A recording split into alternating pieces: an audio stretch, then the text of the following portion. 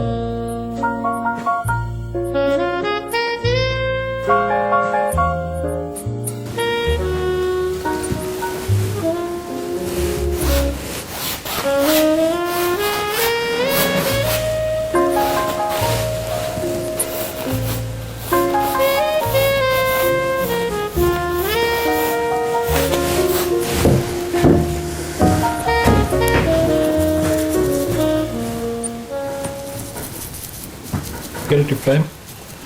En fait, plutôt celui-là, mais il risque d'avoir des éléments des autres. Pour ça, je les ai tous là, étalés, et je prendrai ce qui me sera utile. Quand je n'ai pas le choix d'être sur place et de travailler d'après nature, je travaille comme ça, je prends plusieurs photos et puis j'utilise des éléments de toutes les photos.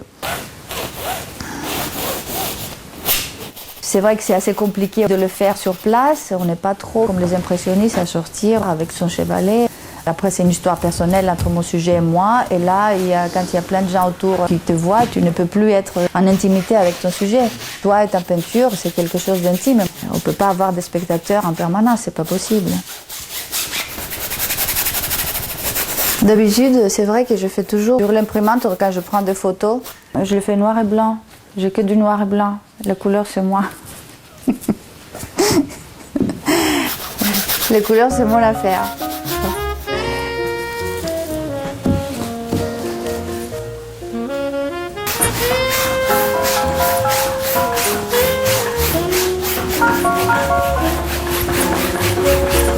J'ai voulu faire l'écluse et les barrages à Pierre-Bénite.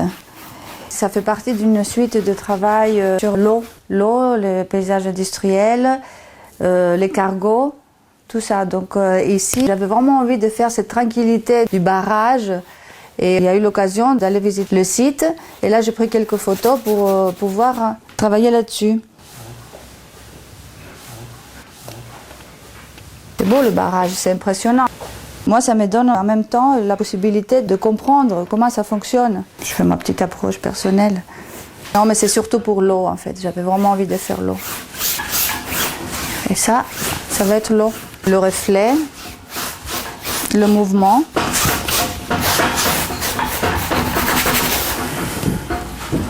Je rentre dans l'eau, ce que je ressens. Pour pouvoir trouver le mouvement de l'eau, il faut que je le sente sur moi. Il y a des travaux qui sont sortis, par exemple, de la mer, uniquement en mémoire du mouvement de la mer. Uniquement en mémoire, il n'y a pas de photo, j'ai aucune photo. De toutes les mers que j'ai fait, j'ai aucune photo sur lesquelles je me suis basée. Des fois même, j'ai fermé les yeux pour pouvoir ressentir la mer telle qu'elle était. Et puis c'est par hasard, des fois, quand les choses sortent. Hein.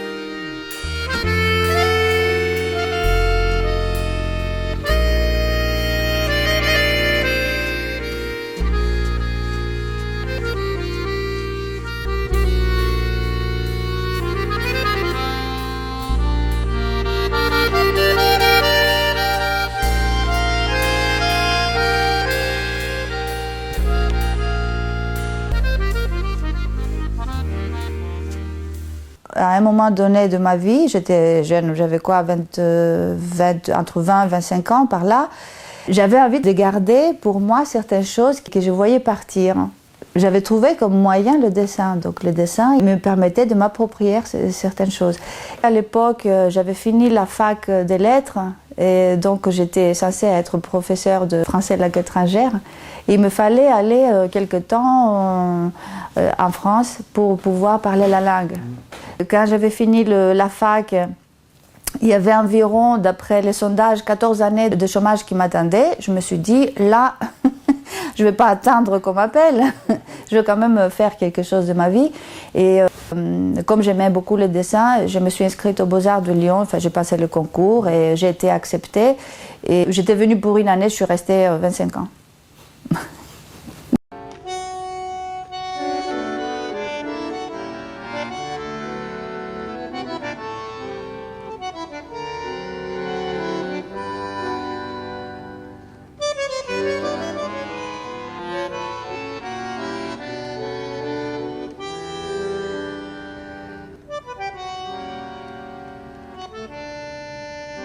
Je suis née en Crète, j'ai grandi à Athènes et il me faut absolument tous les ans, au moins une fois, rentrer dans le pays.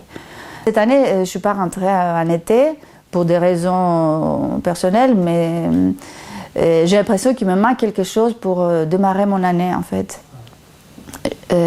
Souvent, je vais là-bas, je vis dans mon pays, dans ma montagne, avec les gens du village, avec les odeurs du village, l'environnement du village. Je fais des dessins ou pas, ou je prends des photos et je garde surtout la mémoire de cette vie. Et quand je viens ici, je travaille sur les moutons, sur plein de choses de là-bas. C'est mes sources, ouais. C'est mes sources d'inspiration.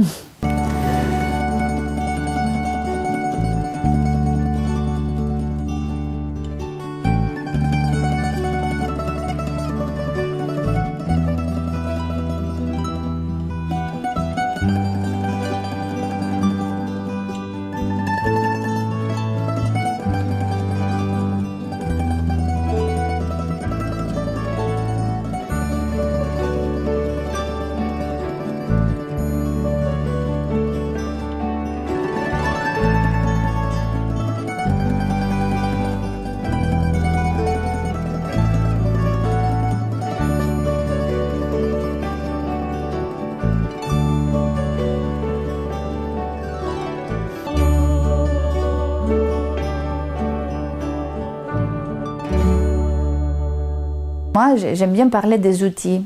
Comme on a des outils, on a la peinture, les pinceaux, la térébenthine, les photos. Le tableau, c'est des outils. Outils aussi, c'est les souvenirs, les sentiments. Tout ça, c'est des outils pour faire un travail, pour produire une peinture. Donc, quand je viens de Grèce, avec mes outils, que c'est l'air que j'ai respiré, les souvenirs que j'ai gardés, les images, les lumières, il faut que ça sorte. C'est vraiment un plaisir de me retrouver dans mon lieu où je vais pouvoir sortir tout ce que j'ai accumulé comme matière. Ben, tout joue, hein. C'est vrai que la lumière grecque, c'est quelque chose d'assez particulier quand même. C'est les ombres, les lumières. Un peintre il disait, les lumières en Grèce, c'est comme un coup de couteau. Et c'est vrai que je sens cet contraste extraordinaire entre la lumière et l'ombre. Je pense que je le trouve que là-bas ou dans le sud. Quand je suis en France, quand je suis au mois de novembre, comme maintenant, le mois de novembre, c'est gris quand même. Et la lumière, elle influence beaucoup le travail. Il y a tout un tas d'étoiles qui sont sorties dans un environnement gris. Et c'était cette interprétation de cette humeur grise dominante pendant cette période-là, qui est quand même malgré tout une période très fertile au niveau du travail. Mais la lumière, elle influence beaucoup. Quand on voit les toiles qui ont été faites au sujet de France et au sujet de Grèce, même des usines, on voit tout de suite que la lumière est différente, la couleur est différente. Les bleus sont différents.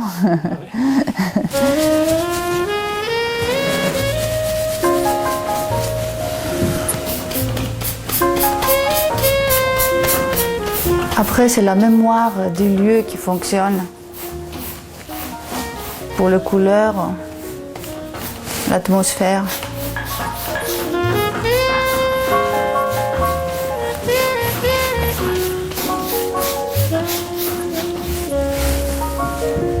Oui, il y a des tableaux qui se sont imposés à moi.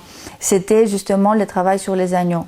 Je voulais faire les agneaux au moment où la vie les quitte. Et je suis allée en Crète au moment de l'attente, au moment où ils allaient préparer un repas et ils allaient égorger une dizaine d'agneaux à la montagne. Et je suis allée le voir, en fait. C'est un travail qui était vraiment préparé. Je savais qu'après, j'allais dessiner les moutons.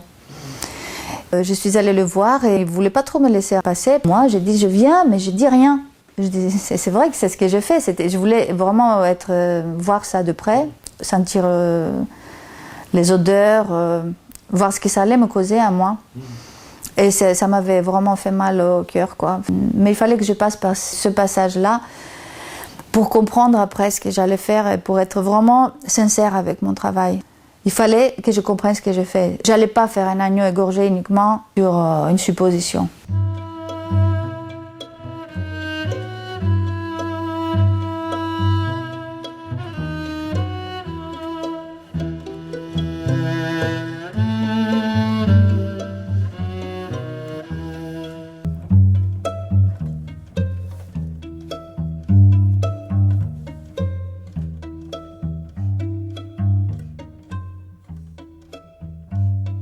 Je ne suis pas spectateur, je ne me sens pas montrer un travail en tant que spectateur. Je ne considère pas forcément raconter le paysage. Je considère surtout raconter ce que j'ai dans le cœur, en fait, ce que je suis moi. Je pense que c'est... Bon, je me répète peut-être souvent en disant ça, mais Picasso, il avait dit qu'on fait que des autoportraits. Et effectivement, j'ai l'impression que des fois, en faisant les usines, c'est mon propre portrait que je fais, ou en faisant mes modèles même, j'ai traduit quelque chose qui est à moi.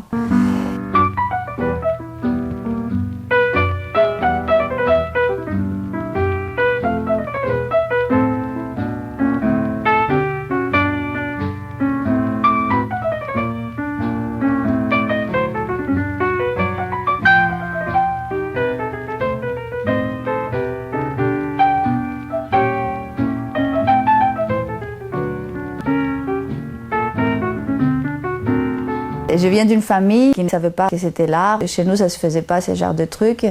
Mon père, il était fonctionnaire, ma mère, elle était femme au foyer. Donc, au niveau artiste, je ne peux pas dire que j'étais imprégnée de ça dans ma famille. Mais a posteriori, je me suis rendu compte que chacun de ma famille avait des talents, mais des talents qu'on ne pouvait pas ranger dans le rang des artistes. Mon père, il avait l'art de la parole. En fait, il parlait, il était très éloquent.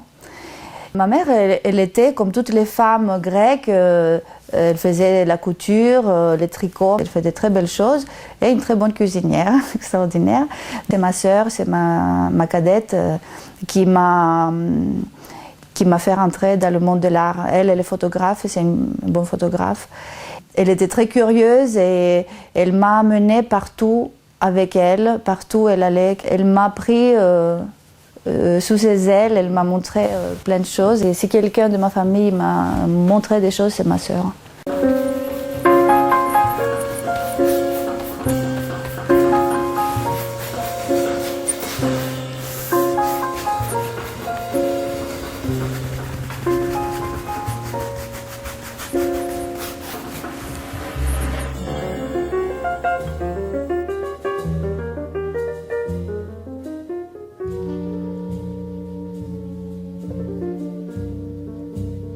Quand je fais quelque chose, c'est parce que j'ai trouvé quelque chose qui m'attirait. Quand je fais une usine fumante, c'est que quelque chose de mouvement m'a parlé, m'a saisi. Non, je ne vois pas un monde qui est en train de disparaître. Pour moi, les usines que je fais, c'est des usines qui vivent, encore, au moins. Ce n'est pas des lieux désaffectés où il n'y a plus de vie, enfin, pas du tout. C'est un lieu où il y a une trace d'une vie.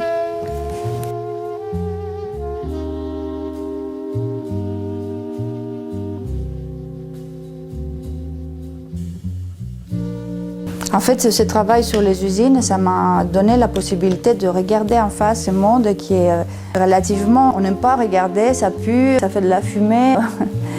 On est tous complètement dépendants de ce monde-là, mais finalement, on ne veut pas le regarder, c'est comme s'il n'existait pas. Moi, c'est une approche aussi de me dire, ce monde-là, il existe. Je ne critiquerai pas s'il est bon ou s'il est mauvais, mais il existe, il est là, et moi, il faut que je le regarde, que je le vois, que je l'interprète.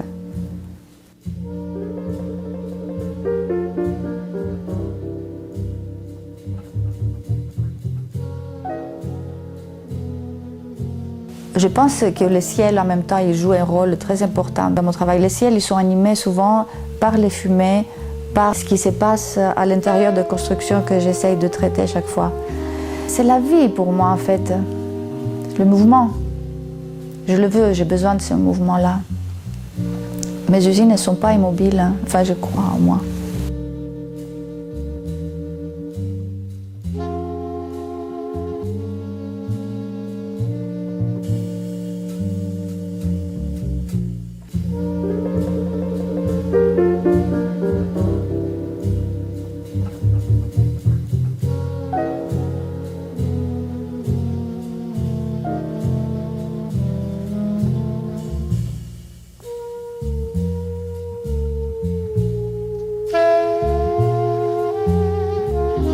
C'est un environnement qui m'entoure, qui fume à côté de moi, qui sent qu'il est beau avec le soleil. En hiver, la nuit, quand il y a les fumées qui sortent, c'est très beau à voir, c'est le mien et je le prends.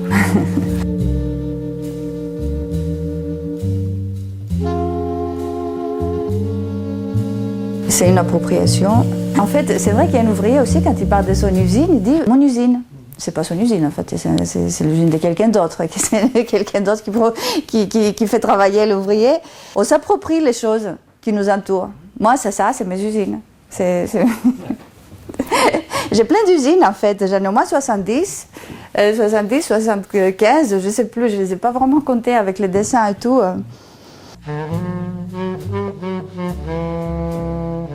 C'est l'ambiance de gare pour moi depuis que j'étais petite. Depuis même que j'avais vu le film Orient Express, j'ai eu l'impression qu'il se passe tellement de choses. Dans ces lignes de fuite qui t'amènent quelque part, et en même temps c'est les bruits, c'est les odeurs.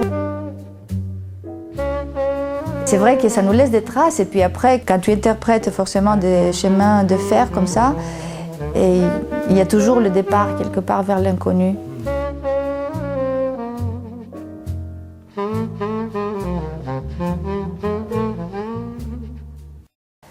Je travaille très différemment quand je fais la peinture et quand je fais la gravure.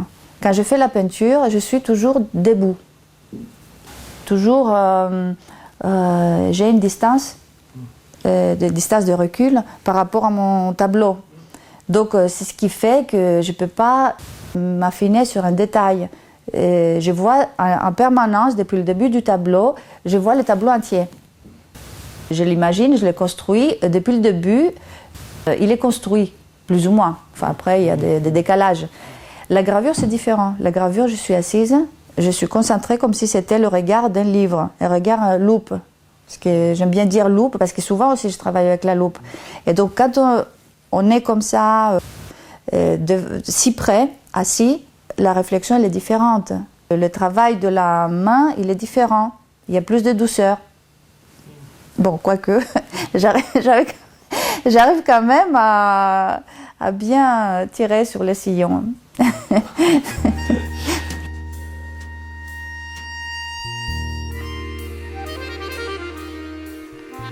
Dans la gravure, mes sujets ils sont plus imaginatifs en fait. J'imagine des choses, c'est souvent des illustrations, ça peut être des illustrations.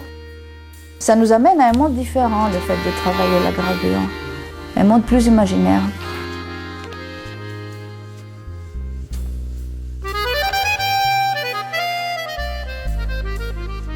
Mon travail de gravure il a été énormément influencé par des lectures, surtout des poèmes. Et il y a un poète avec lequel je me suis vraiment sentie en fusion, c'est Georges Séferis. C'est un poète grec qui est mort en 1973. Il a eu un prix Nobel.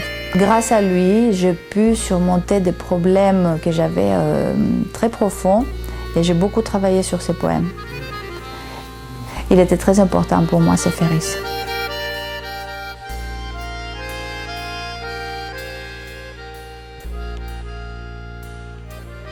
Je fais un travail que j'appelle le calendrier sacrificiel d'Attique. Donc un calendrier, ça signifie 12 mois, mais les 12 mois qui sont nommés au nom des anciens mois d'Attique. Et pour chaque mois, j'avais un sujet, en fait, c'était un animal qui était mon sujet central de chacune de ces gravures.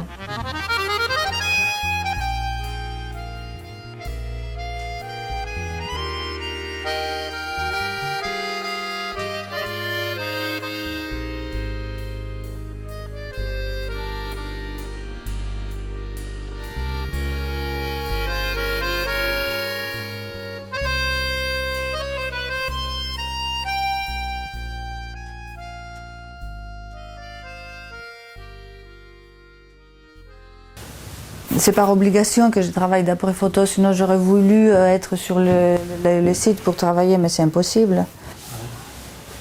Donc après, je ne veux pas que la couleur du lieu m'influence mon travail final. Je veux intervenir plus que recopier.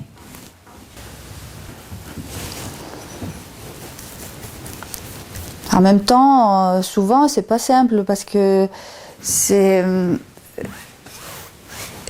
J'échange des couleurs plusieurs fois jusqu'à ce que j'arrive à trouver quelque chose qui me convient. Il est arrivé de faire des paysages comme ça, de commencer par un fond complètement jaune et ça finit en gris ou en bleu. Une fois qu'il a passé toutes les étapes de toutes les gammes de couleurs. Là, j'avais plus l'impression de quelque chose de vert. Je pense que ça va finir plus dans le vert, mais vert bleu, vert émeraude probablement. Je sais pas, peut-être au final ça finira en jaune. On verra où ça va m'amener. Moi aussi je suis curieuse de voir à la fin, il y a un moment dans le travail du tableau où ça commence à apparaître, c'est par le hasard aussi. Les outils ils font leur travail eux-mêmes. Là je suis curieuse de voir ce moment-là arriver. Je sais pas du tout les cas là. Hein. Je suis au début, je sais pas, j'essaye de mettre des couleurs et puis il y en a une qui va prendre le dessus sur les autres. Ça va me montrer le chemin, comment continuer.